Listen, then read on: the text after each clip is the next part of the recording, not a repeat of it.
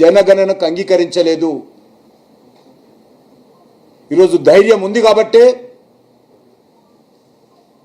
మేము అధికారంలో ఉన్నప్పుడు ఈరోజు బీసీ జనగణన చేయాలని నరేంద్ర మోడీ గారి నేతృత్వంలో ఎన్డీఏ బీజేపీ ప్రభుత్వం నిర్ణయించింది. స్వాతంత్రం వచ్చిన తర్వాత మొదటిసారి మేము నిర్ణయం తీసుకున్నాం. మీలాగా పనికిరాని సర్వేలు చేసి బీసీల పేరుతో ముస్లింలను కలిపి బీసీలకు అన్యాయం చేసే విధంగా మేము సర్వే చేయము. ఏదైతే సర్వే చేస్తున్నామో రాజ్యాంగబద్ధంగా చేస్తామో,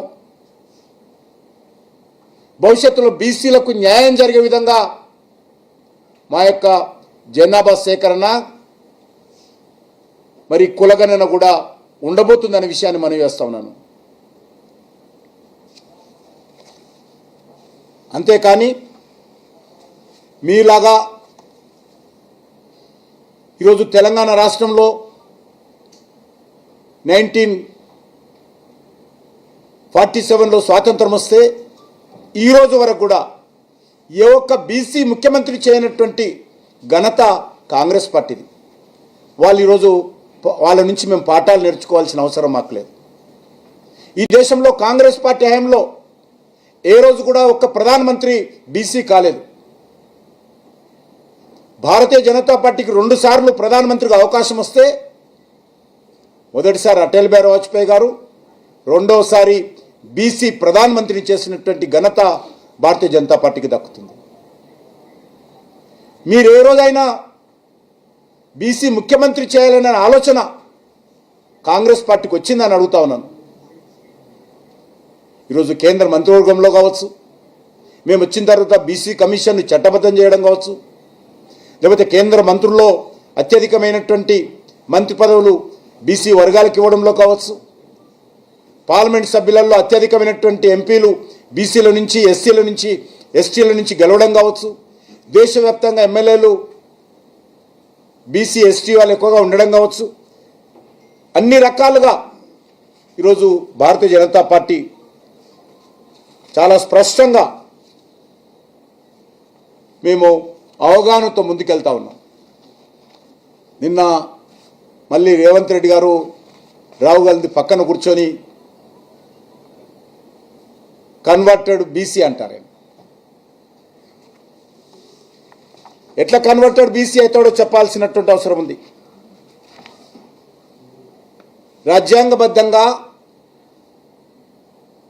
ఒక ముఖ్యమంత్రి స్థాయిలో ఉన్నటువంటి వ్యక్తి మిడిమిడి జ్ఞానంతో, దుందుడుకు విధానంతో రాజకీయ లబ్ధి కోసం ఈరోజు కులాలను విమర్శించేటువంటి పరిస్థితి, అవాక్కులు చవాక్కులు పేలే విధంగా ఈరోజు ముఖ్యమంత్రి గారు వ్యవహరిస్తూ ఉన్నారు.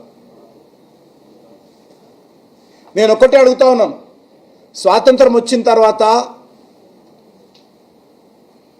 అనేక కులాలను దశల వారీగా బీసీలో చేర్చడం జరిగింది.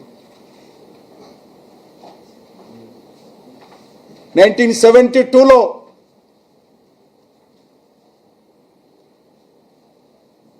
బంజారాలను, అంటే తెలంగాణలో లంబాడీలను ఎస్టీలో చేర్చడం జరిగింది. అంటే ఈరోజు లంబాడీలు కూడా కన్వర్టెడ్ ఎస్టీలా చెప్పాల్సినటువంటి అవసరం ఉంది. అంతేకాదు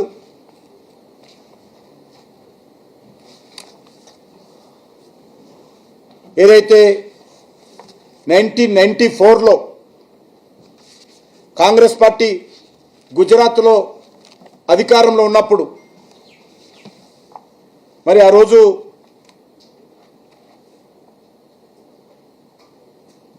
మోదీ గారికి సంబంధించినటువంటి కులాన్ని మండల్ కమిషన్ ఆధారంగా ఆ రోజు అప్పుడున్నటువంటి కాంగ్రెస్ పార్టీ ప్రభుత్వము బీసీ జాబితాలో చేర్చడం జరిగింది. కనీసం ఆ రోజు మోడీ గారు ఎమ్మెల్యే కూడా లేడు. ఆ తర్వాత కేంద్ర ప్రభుత్వం, కాంగ్రెస్ పార్టీ ఆధ్వర్యంలోని కేంద్ర ప్రభుత్వమే జాతీయ స్థాయిలో కూడా కులాన్ని బీసీలో చేర్చడం జరిగింది. అదే సమయంలో మన తెలంగాణలో విశ్వ బ్రాహ్మణులతో సహా